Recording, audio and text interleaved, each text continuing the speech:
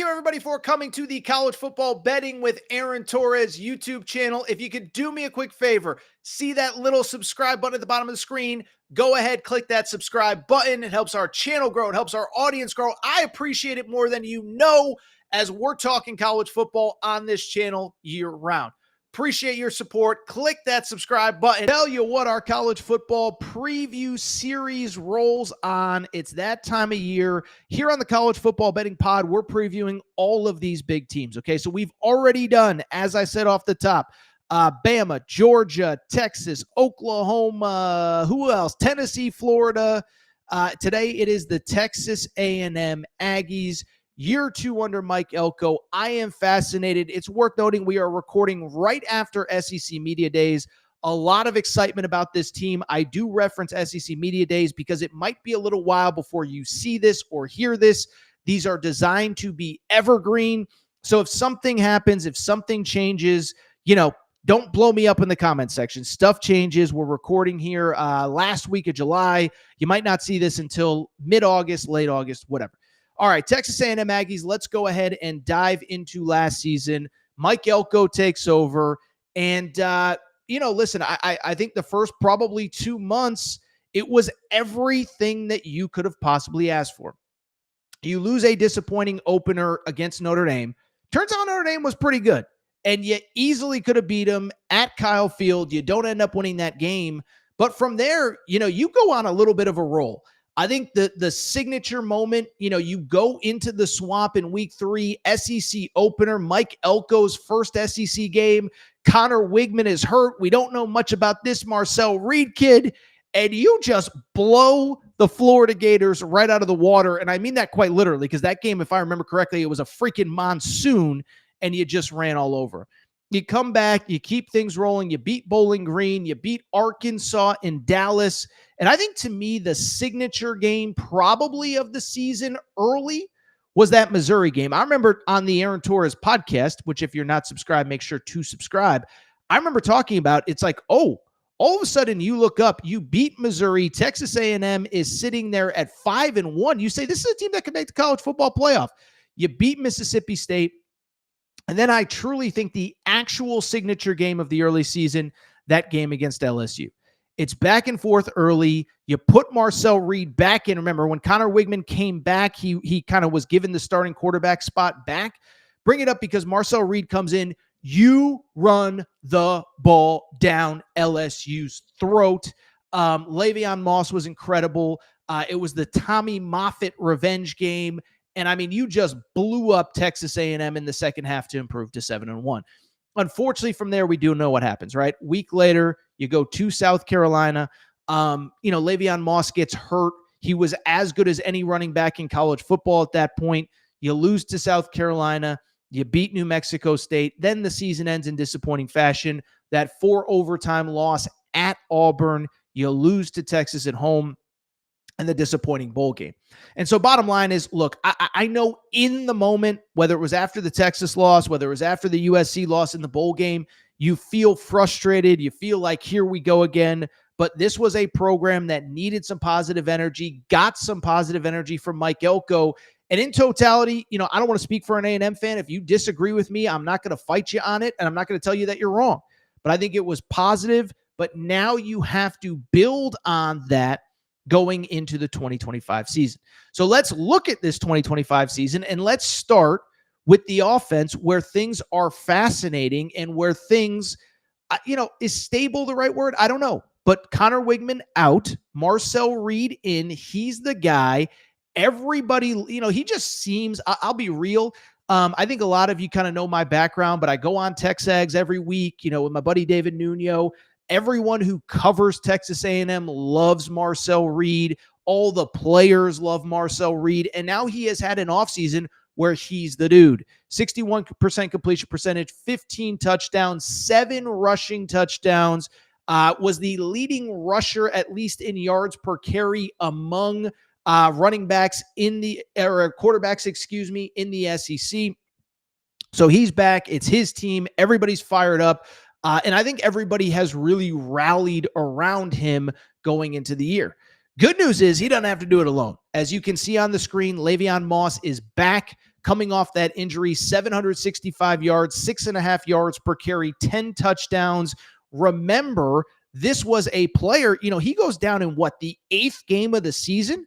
So you're talking about a guy that easily would have eclipsed 1,000 yards, Mike Elko said, I think he was the best running back in the SEC prior to injury.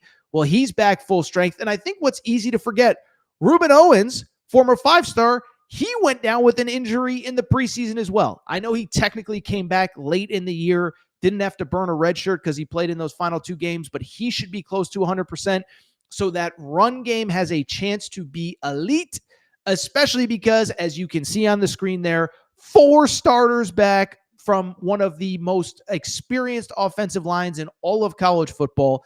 In terms of that, it actually has the most experience of any offensive line in the SEC. Chase Besantis, as you can see, started 10 games last year at left guard. Trezun Jr., 12 games at left tackle. So much talent on that offensive line.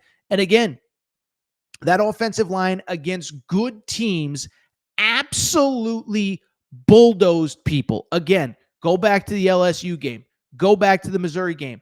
Go back to the Florida game. Go back to when you had some semblance of health on that roster, and it was phenomenal. Should mention, by the way, as good as the run game is, the pass game should be pretty good this year too. Remember, A&M got one of the elite pass catchers out of the portal in Casey Concepcion, who, of course, comes over from NC State.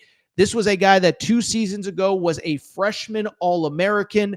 Last year, the numbers dipped, but it kind of dipped because they had some quarterback issues of their own at A&M, or at NC State, excuse me. And when I say of their own, I mean they dealt with injuries just like A&M did. But Casey Concepcion, that first year, when he had consistent quarterback play, 71 catches, 827 yards. How about this? 10 receiving touchdowns as a true freshman 2 years ago, 53 catches, 6 TDs a year last season. You also had Mario Craver, who was a big game, big catch receiver at Mississippi State last year. How about this? He averaged an insane 21 yards per catch last season. By the way, should mention before we get to the defense, we do have a Texas A&M specific Twitter page, Torres on Texas A&M. By the way, you can't do the and on Twitter. Sorry, blame Elon Musk, not me.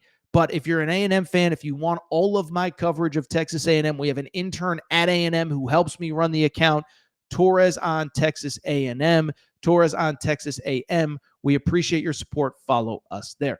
All right, let's keep it going with the defense. Let's talk the defense, because the defense, very interesting year one for them. Listen, by the way, they did lose Shamar Stewart to the first round of the NFL draft. As we record, Shamar Stewart still has not signed with the Bengals. I hope that he has by the time that you listen to this. But Mike Elko confirms at SEC Media Day that while Shamar Stewart is working out with the team, not eligible to play for the Aggies. So Shamar Stewart's either going to be playing for the Bengals, or, he's going to be, a very well-compensated cheerleader on the sidelines this year. I don't know. Anyway, Shamar Stewart's not coming back, I guess is the point I'm trying to make. Do have a lot of talent returning on the defensive line, even though you lose Shamar Stewart and Shamar Turner. Cassius Howell, 40 tackles, 8.5 TFLs last year on the defensive line, 4 sacks. He comes back. DJ Hicks, remember, was a very highly rated recruit. We'll see if he can make a big jump in year 3, I believe it is.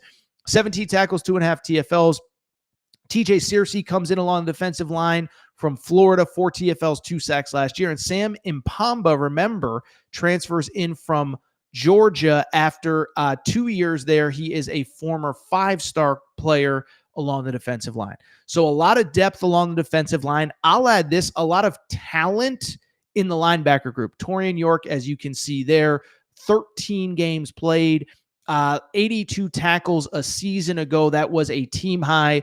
Also 9.5 TFLs, also 2.5 sacks. Scooby Williams, I thought, was one of the more underrated players with this group a year ago. 43 tackles. He himself transferred in from Florida. 7.5 TFLs, 4 PBUs. And then the secondary. 4 of the 5 starters are back there, a ton of talent. You could see Will Lee the third. They call my man the blanket because all he does is cover everybody. All SEC second team, 2 INTs, pick 6 a year ago. Remember, this was the player that, what did he do? A&M fans, correct me if I'm wrong. He sent Luther Burden a blanket in the mail and said, this is going to be I'm going to be a problem all game long. 5th in the SEC with 10 PBUs. 39 solo tackles for him. Additionally, Des Ricks, former 5-star, Bryce Anderson back for yet another year, a deep and talented secondary. Very quickly, let's look at the schedule for Texas A&M because it's interesting. Nobody's schedule in the SEC is easy. Somewhat manageable, all things considered. Now, listen, you open with 2 gimmies. You got to get UTSA. You got to get Utah State at home. Week 3 is the big one. At Notre Dame, under the lights. It is official. It's a pseudo revenge game. Remember, they, as I mentioned, they played Notre Dame to open the season last year. So this is a big one. Again, a 7:30 Eastern time start under the lights in South Bend. First chance for Elko's team to make a statement. Then from there, schedule interesting to say the least. Auburn at home, Mississippi State at home, and also Florida at home. So 3 straight home games out of Notre Dame. You get the bye before the SEC opener. I'll say this, the Auburn game is interesting. Auburn, of course, I think is going to be much improved, but that's one you got to get at home. Florida, of course, they're going to be looking to come in for revenge. Now, it's worth noting with Florida, you get them on the back half of a really tough part of their schedule. Florida will play in the 3 games before they play A&M. At LSU, at Miami, Texas at home. So you kind of get Florida at the perfect time on the schedule. Then again, just weird scheduling from the SEC. 3 straight games at home to open SEC play. 3 straight road games from there. Arkansas, no longer in Dallas, is in Fayetteville. So you have that game. You also have at LSU, big return game. They're going to be looking for blood, and at Missouri. You close, not easy at all, South Carolina at home, at Texas. So let's talk Florida, or let's talk Texas A&M. Let's talk those over-unders. As far as the over-under is concerned with Texas A&M, Matt, you can go ahead and pop it up whenever you are ready. The over-under is 8.5. This is a really tough one to me. My gut tells me they're going to hit the over. Here's the problem, and this is what's so tough about these SEC schedules, and this is what's so tough about SEC teams that also play big out-of-conference games.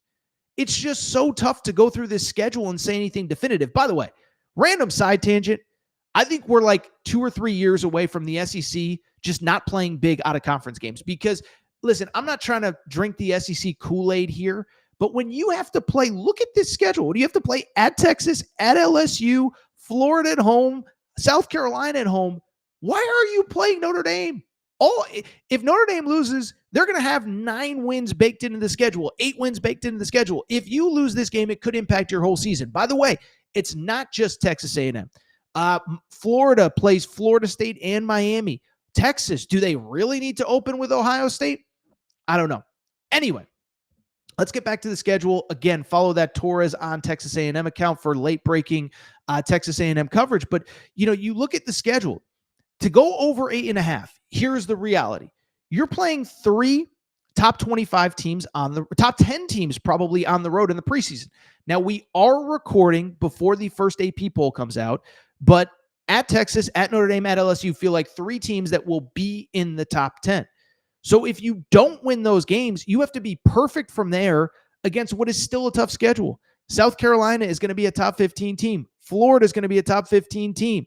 Outside of that, Auburn, I think, is going to be much improved. And so it leaves no margin for error. So I'll be totally transparent. I think A&M, listen, I've seen a lot of the buzz out of media days that they are a dark horse playoff contender. I absolutely agree. But this is an over-under win total show. And it just feels tough for me to say that you should go to the window and definitively bet the over of 8.5 because, again, you have 3 top 10 teams on the road. If you do not, listen, I'm not going to blame them if they can't beat LSU, Notre Dame, or Texas on the road, but then that leaves you 0 margin for error against a South Carolina, against a Florida, against an Auburn, whatever. I lean over with the Texas A&M Aggies. does feel like a stay away to me. All right, that's what I need you to do. If you are not subscribed, that's all for today's show, by the way. If you're not subscribed to the College Football Betting Pod, please make sure to do so. By the way, make sure to subscribe to Torres on Texas A&M on Twitter, Torres on Texas A&M on Twitter, but also make sure you're subscribed to College Football Betting with Aaron Torres. You can find it on YouTube. We're closing in on 1,000 subscribers on YouTube. We need your support. We need to get to 1,000 before the start of the season. It's just imperative. It's the only thing that matters. Honestly, it's literally the only thing that matters. So make sure you're subscribed there. If you are not subscribed, find us. All you got to do is search College Football Betting with Aaron Torres on YouTube. You will find us. It is that easy. You can also find us Apple, Spotify, wherever you get your podcasts. We really do appreciate your support. And speaking of support, if you do want to leave a 5-star rating and review, we would appreciate that as well. All right, that is all for today's show, all for today's college football betting. We will be back next episode. A team we just discussed on A&M schedule, a fascinating team, a make or break year 3 for Hugh Freeze in Auburn. Come back next episode, Auburn Tigers. Ooh, it's going to be a doozy. See you soon, college football betting.